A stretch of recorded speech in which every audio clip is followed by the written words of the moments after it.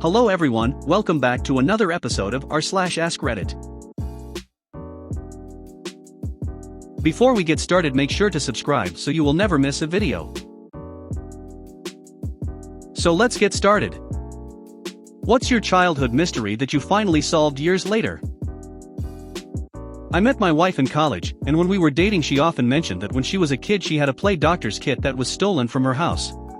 She had some surgeries really young, and so her parents bought it for her to demystify the doctor's office. She'd use it all the time on her dad, poking and prodding him. One day I asked her about the robbery. Did they take everything? Jewelry? The TV? Other valuables? No, and no. It hit me. I asked, so, someone broke into your house and only stole your doctor's kit, leaving anything worth fencing there? Yeah, why? Did you ever consider your folks were tired of you using the kit on them all the time after you got better? Oh damn. We confirmed it with her dad later, but for 15 years she had believed some thief broke in and only stole her beloved doctor's kit. I solved a family mystery for my mom. I wasn't allowed to play console video games during the week all the way until I was 18, but some nights I'd really be craving it, so I would noiselessly creep through my house into my basement where I could play video games in peace. But once every 30 times or so one of my parents would need something from the basement, and I'd quickly turn off the TV monitor, hide in the guest room and pray they didn't turn on a light or notice the Xbox was on. One night I ducked into the guest room and hid behind the bed. To my horror my mom followed me into the room and turned on the lights. I was panicking, so when she started digging through the closet with her back to me I made a run for it. I nearly brushed her shirt, and if she'd seen me I'd probably have given her a heart attack. But I made it and kept going all the way to bed. About 5 years went by and my mom said something like, "You're such a quiet walker," and I told her it was because of my basement trips, thinking I had nothing to lose. My mom's face went kinda solemn, and when I explained she said, "So there really was someone down there?" And she explained that she remembered that exact night, and the feeling that there was a ghost in the room. Over the next couple days she'd stare into space and just say, "I can't believe you were really there." She seemed to get over it, but she probably checks empty rooms closer now. One evening when camping, my brother caught a fish that we decided to keep alive in the cooler for some reason. Well, the next morning we ran out to see the fish, and it had grown like 5 inches. We were so excited and didn't know how the fish grew that much overnight. Last year we brought it up and my dad said that he had got up that morning and seen the fish being taken by a raccoon, and that he spent the next hour or so frantically fishing for another one. He said he caught the new fish, the first one he was able to catch, just a few minutes before we got up. I had never questioned that the fish growing that much as I grew up, but after hearing what really happened I did feel like we probably should have wondered about that more. Your dad loves you so much. Who ate all the cherries in the cherry cake? I was blamed for this for years after someone picked out all of the cherries and ate them during a family Christmas party. 8 years later my little sister confessed to me that it had been her. That total brioche. When I was 10 my godfather gave me $20 as a Christmas gift. At the end of the dinner the money had disappeared. For years my parents blamed me for being irresponsible with my money. Years later we figured out, after she was caught stealing stuff from my aunt's house, that my cousin's fiancé at the time is a kleptomaniac. Turns out she was the one that stole the money. Stealing Christmas money from a child? Yikes. My uncle stole my Christmas scratch cards I won like $10 off of and never admitted it. Such a dick thing to do to a kid. I visited my dad when I was 6 or 7 years old at the place where he worked, or so I was told. I remember remarking at the time, and people laughed at me, because I said it looked just like a prison. The people laughing were the guards, and I was indeed visiting my dad at Terminal Island Federal Correctional Institution where he was a federal inmate. I remember having to visit my father in prison. It's weird shit for a young kid, the lie probably did you some favors. My mom used to call us in for dinner by yelling out the back door from the kitchen. I was in middle school before I realized the screen door was actually called a screen door. This one is hands down my favorite. I'm calling the screen door to my back porch a screen door from now on. My dad used to say he could stop the rain for a moment by snapping his fingers. He'd do it in the car when it was pouring. I was so mesmerized, told all my friends about it, well into late elementary school. I've since realized he'd snap as we drove underneath an overpass. That is prime dad prank material right there. Thanks for the laugh. It's been like 2 weeks since I sincerely laughed. My dad would make street signs, stop signs, mile markers, speed limit signs etc. light up and then turn off with a hand motion. He would never do it when other cars were near so they wouldn't be alarmed or see the magic. My sister and I begged him to do this every car trip. It wasn't until I started driving that I realized he was just turning his brights on off and the light was just reflecting off the sign like it's supposed to. I've always wanted to know what was behind the ATMs at a bank, how it worked and where did the money come from. I grew up and worked at a bank just to find out some fat dude had to squeeze behind the ATMs to refill it. Me. Eventually we all grow up to be the fat dude that resolves our mystery. I was watching Star Trek TNG with my dad when someone told Riker to wash his back. When I asked my father why someone would say that to another person, he said so you can smell someone coming up behind you. It wasn't until years later that I understood how easy it was to hear watches wash, and how committed my dad was to willfully deceiving his children for personal satisfaction. As a PS here, my brother and I were convinced that he spoke Spanish until we were teenagers. He did not. He simply rattled off a string of Taco Bell items as fast as he could. My dad is an ex-Catholic, and every night when he'd tuck me in until I left the house he'd say we love you. God bless you. Good night. And I was always wondering why, since he had stopped going to church long ago. Fast forward to me being 28 years old and watching an old Bruce Springsteen concert together, one of his favorite artists, and Bruce says, "We love you. God bless you. Good night," at the end of his set. I turned my head towards my dad and asked if this is why he said that for years to me at night. He laughed and said, "I have no original material. I love this. I love Bruce and I love dads who love Bruce." When I was 4, I vividly remember getting into my mom's car and her telling me that our cat had died. She told me how she rushed him to the vet and he was shedding fur, something was seriously wrong. Despite her best efforts he died. I never knew why he died and why it happened so suddenly, but I accepted that it happened. Fast forward about 15 years, I'm home from college for Christmas. On Christmas Eve, I'm out driving to the store with my dad and uncle. They are talking about the cat my parents got for Christmas one year, the cat mentioned above. My dad says yeah, that thing was too aggressive, so I took it to a farm and gave it away. Normally, when the family pet dies, the parents lie to the kid and say it went to a farm upstate somewhere to ease the burden. Not my parents. They told me the horrifying truth even though it wasn't, true. The random claps at midnight in my house weren't from ghosts. And weren't claps either. Yeah, for me it wasn't really ghosts inside my closet that would rattle my mirrored closet doors. Freaked me out that as soon as my dad would come to check on me after I started screaming for help, the rattles would stop, dad would leave, rattling would start again. I lived in fear of those damn ghosts. Oh god, this has just made me realize when one of my exes used to take the piss out of his mom for singing and clapping in her sleep. He even did impressions of her singing, and it was a kind of wailing noise. So yeah. He was like 26 BTW. We grew up poor and at the age of 10 my friends were all having these crazy birthday parties with petting zoos, bounce houses, clowns, etc. So my mother, who was very resourceful, decided I would have a sleepover for my 11th birthday. It was great, and we were gonna make ice cream cones. So we got all the stuff out with my mom, and my mother opened up the box of cones, and they were all smashed up. She said that we weren't having regular ice cream, we were having Magic Castle sundaes, because the broken ice cream cones resembles the sections of a castle. We all thought this was great, and we had them. When my friends went home, they asked their parents to make Magic Castle sundaes. 2 days ago I found out that my mother was getting the past sell-by foods behind the grocery store. They were not expired, just past sell-by date. She had no idea that the cones were brown up until she opened them with us. She thought of the Magic Castle idea quickly, and we all loved it. Just goes to show how stupid kids are, lol. Not mine, but my husband's. I hope he doesn't see this BC, then my cover is blown.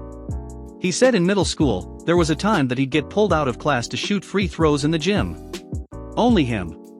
He didn't think this was strange, but didn't understand why he was the only one that got to do that. Turns out, his parents told his teachers he couldn't participate in sex edition, haha. I hope for both your sakes that he has managed to make up the classes. He must have been really good at sinking free throws. When I was in elementary school, I always wondered what the teacher's staff room was like. It seemed so mysterious, and I remember trying to get a peek anytime I walked by and the door would open. Later became a teacher and can fully confirm their dull, often toxic spaces full of cranky teachers complaining about students. As a kid, I used to frequently just walk into the teacher's lounge to use their vending machines. It wasn't until years later that I found out that wasn't a perfectly normal thing to do. In hindsight, I guess they all just assumed I was in there on an errand for another teacher. I remember there was a time where I had to start asking to go play in the backyard, when I was about 6 to 7, maybe 8, with my siblings, so she could supervise us. We never had to do this previously, so my siblings and I were very confused, and anytime we didn't ask she got us in big trouble. Turns out the neighbors were harboring a known pedophile in their house, and that's why Mom got so upset with us going outside without asking. I figured out my dad wasn't on a business trip in 2005, he was at my uncle's wedding and didn't want to take me all the way there because it was in Ireland and he knew I'd want to go if he told me. In hindsight, I probably should have picked up on the lie. My dad is a school custodian. That last sentence makes this story. I had meningitis when I was 2 years old, and my baby brother had it also and he died. I had the viral form, he had the bacterial form. I grew up thinking I had it first and always felt like I gave it to him, and was the reason he died. I know, but you can't help what you think, especially when you're a kid. It wasn't until I was an adult that I learned that he actually had it before me. I don't know why no one had ever told me that before, except maybe they didn't because they weren't aware that I always harbored this guilt about it since I kept everything inside. Not one person had ever mentioned to me that he had died before I got it, or maybe I was in the hospital when he died, that part still isn't clear to me. I was in the hospital for about 3 weeks, so it could have been before or during my hospital stay. For over 20 years I had a very distinct memory of seeing this movie with my dad around the holidays in our living room. It was a black and white movie, but I had a vivid memory of only this one specific scene. I was probably about 6 or 7 when I watched it with him. It bugged me for the longest time. I would think about it periodically for years because I remembered it being so cool. I just wanted to know what movie it was so I could check it out as an adult. Then one day, I can't even remember where, but someone online somewhere had described this movie and mentioned the name, and it sounded really similar to the one I remembered. I looked it up on YouTube and it turns out the movie was Babes in Toyland / March of the Wooden Soldiers. The scene I remembered so vividly was all of the soldiers marching out of the toy shop. Figuring this out was literally one of the most satisfying things I've ever felt in my life. I remember being about 8 and in the car with my dad. I was in the front seat and we were driving somewhere, and this song came on the radio. He cranked it and said something about it being the best guitar playing ever. He really jammed out, which was really uncharacteristic because he was usually so stoic. It was the only time I heard the song, and he died before I could ever ask him what song it was. When I asked around, no one knew WTF I was talking about or what song I was thinking of. So I had this melody in my head for years, but how do you look up a song that has no lyrics? So for years and years, this song stayed on the back burner in my brain. I was afraid to forget it. Somehow this story pops up when I'm like 26 or so, chatting with my husband, and we searched YouTube for best guitar songs. After about 15 minutes, we find it. Cliffs of Dover was the song that I burned into my brain on repeat for 16 years. Now I jam out to it with my kids. I used to go to our local YMCA after school, and during the summer when I was a kid. We went swimming in the pool almost every day, and being the curious kid I was, I always wondered what was behind the caution doors with the weird triangle markings. Fast forward 8 years and I'm now working at that YMCA as a lifeguard. And behind the doors? Old, smelly pool chemical testing rooms. Very anticlimactic. Kids probably thought something cool was inside. John Travolta was actually John Travolta, which really made a lot more sense. Took me till my teens to figure out that my aunt's name wasn't actually Tyrene, but Tia Irene. I'm in my 20s, but still call her Tyrene LOL. When I was really young, me and my siblings would play in my grandparents' yard. My grandfather would tell us to stay away from the skunk hole at the edge of the yard. We lived in South Texas, so this wasn't something out of the ordinary, and we just avoided it like any other animal home. Years later it dawned on me. It was actually the septic tank access. I feel like as a kid I would have been more curious about a skunk hole than a septic tank. Just me? When I was a kid in the 70s, my parents worked in Canada's Arctic, but were from Nova Scotia. I had a pet mouse, Pixie. Pixie died the night before our family flew home to Nova Scotia for summer vacation. It was many years later before I realized that probably wasn't a sad coincidence. They bumped Pixie off, huh? For what it's worth, it might still have been an accident. Mice are very prone to respiratory illnesses. A friend of mine lost her 2 pet mice because while she was preparing to move, her sister had come over to help her clean her old apartment and used a strong chemical to clean the sink about a foot from her cage.